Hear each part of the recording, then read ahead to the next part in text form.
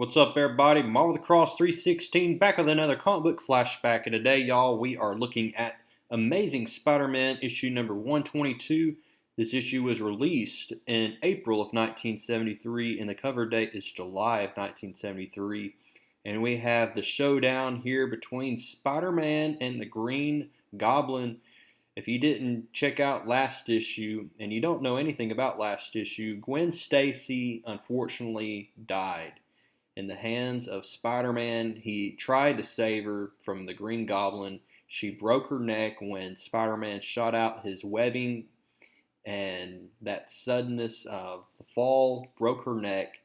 And he's blaming the death on the Green Goblin, when in fact I think Green Goblin did in fact killed her. She was already unconscious. She was already put in harm's way. So really the Green Goblin is to blame for Gwen's death. But of course, Spider-Man, he accidentally did that with his webbing. But anyway, we're going to see the conclusion of the story here. The story is The Goblin's Last Stand. This is a classic issue we're going to be looking at here today, as Spider-Man and the Green Goblin go down in one heck of a fight. But before we get started, we got to give credit where credit is due. This issue is brought to you by Jerry Conway. He wrote this issue. We have Gil Kane on the artwork, also along with John Romita and Tom Mortorello, and Artie Simek on the lettering page, Andy Yankus, the colorist, Roy Thomas on the editing here.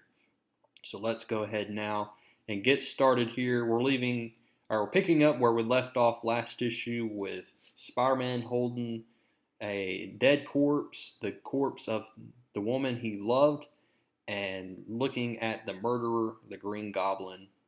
And he's saying, "You're going to be the one who gets it this time, Goblin." And so let's go ahead now and get started here. Spider-Man is going to swing down and place Gwen's body on this next to the pier here, so that she's not put in any more harm. Although she is dead already, he doesn't want anything else to happen to her. And so now we see Spider-Man is going to swing back up. And remember from last issue, Spider-Man is still dealing with a cold. His senses are not 100% like they should be. So that's part of the reason as to why when Spider-Man went to go save Gwen when she was falling, he didn't think carefully.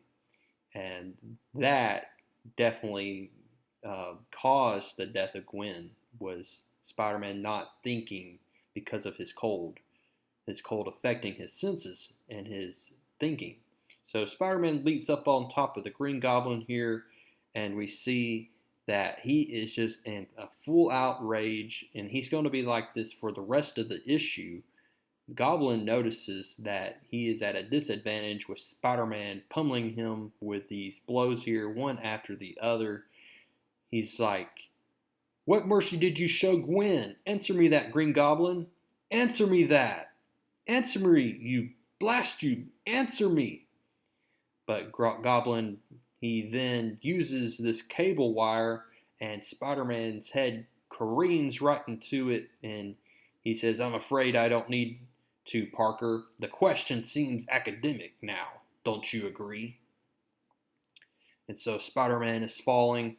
It looks like he might find the same fate as his lovely lady, when all of a sudden he shoots out a strand of webbing, and being by a hair right here, he's able to save himself. And he says, "If only Gwen had my strength, she might have been able to survive. Yeah, if."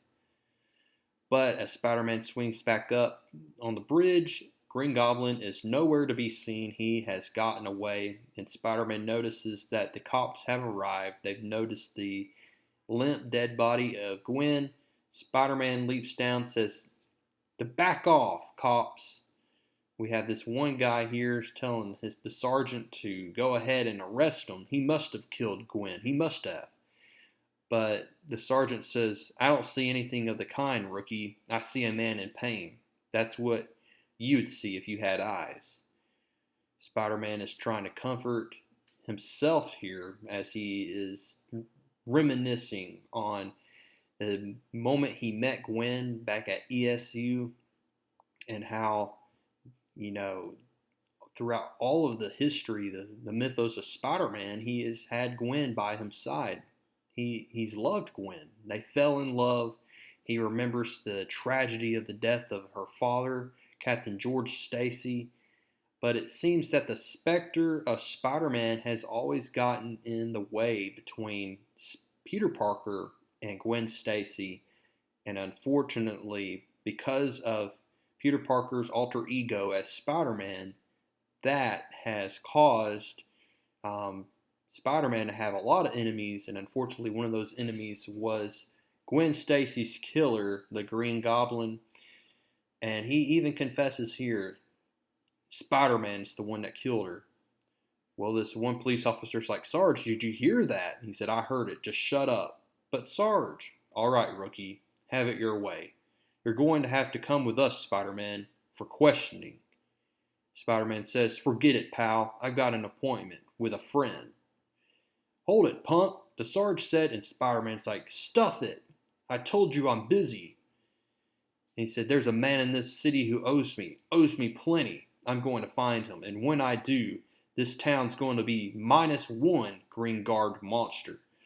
And so as they start shooting at Spider-Man, Spider-Man gets out of the way. And so now the biggest hunt he's going to be of his life is going to start right here, as Peter Parker is going to go hunt down Norman Osborn, and he goes to Osborn's penthouse here, but Osborn is nowhere to be found, only his son Harry Osborn, as he is still tripping on LSD as what happened last issue. We know that Harry Osborn's been struggling a lot with drug addiction, and Peter has no time to really help his friend. He's like caught between these two morals here. It's either he could stay and help his friend Harry Osborn or go get revenge. And Peter chooses the latter. He wants to get revenge on the man who killed the love of his life, Gwen Stacy. And so he dresses up as Spider-Man. Once again, he knows that he needs to go swing by the Daily Bugle and talk with Robbie Robertson, because Robertson can give Spider-Man more ways to find Norman Osborn. So he swings on by and he talks with Robbie Robertson here. He says, look, I know that the cops are blaming me for the death of Gwen, but I need you to give me some resources here. I need to find Norman Osborn. And so he does, and he tells them that there's this warehouse off of 23rd Street, 9th Avenue, and that's where Osborn likely is. We see Jameson is going to pop his head in, and he says, he's a murderer. And Robertson says, Mr. Jameson, you may be my publisher, but sometimes you get things wrong, and this might be one of those times. Spider-Man webs up the mouth of Jameson, and he says maybe next time he'll keep his mouth shut about things he doesn't understand. Yeah, maybe. Somehow, though, I doubt it. So we see in this warehouse, this abandoned warehouse, we find none other than the Green Goblin himself. He's tinkering on his weapons here. He knows that Spider-Man is coming to pay him a visit, and this will be the last visit that Spider-Man ever visits here with the Green Goblin, because this time the Green Goblin is ready to vanquish his foe once and for all. But Spider-Man is ready, and he is once again in a full rage here. He said, tonight's my game, and we play by my rules. And we have one heck of a battle right here. This famous battle between the Green Goblin and Spider-Man. Spider-Man is evading the pumpkin bombs of the Green Goblin and the electro blaster from the Green Goblin. And I mean, Spider-Man is just furious with the Green Goblin, as he has every right to. And the Green Goblin's like, life? You talk to me of life. What worth is there in this paltry existence of one useless female? A simpering, pointless girl who never did more than occupy space. Spider-Man hears that and he says, that's it, Buster. That is it. And he just starts pummeling away at the Green Goblin, very reminiscent of the very first Sam Raimi Spider-Man movie, if you ever seen that movie. And we see that he has to control himself because he was at the point of killing the Green Goblin with his spider strength.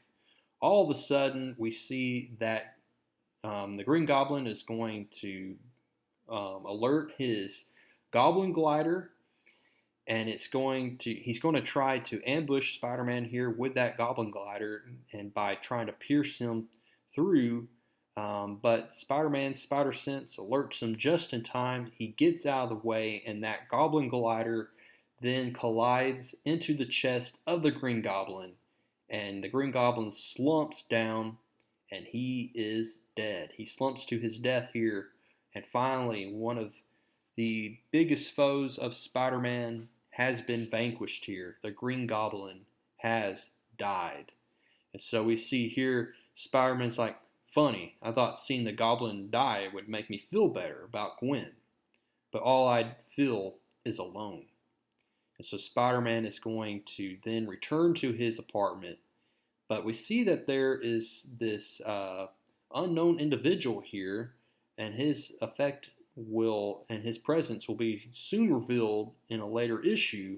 But for now, we see in this epilogue that Mary Jane Watson is waiting for Peter. She's wanting to comfort him. Peter tells her to get out because you know how you hate sick beds. He says, you've always never liked Gwen. You've always never liked her and how I've been with her. So just get out. And so Mary Jane is about to leave when all of a sudden she shuts the door because she knows the right thing to do is to comfort Peter Parker as he grieves the death of Gwen. And so that is how we are going to end this issue. I hope you like this monumental issue here as we saw the death of the Green Goblin. Coming up next, we're going to look at the aftermath of Gwen Stacy's death and how Peter Parker is coping with her death. And we'll see what happens up next. We'll see a guest appearance of next issue, in issue number 123.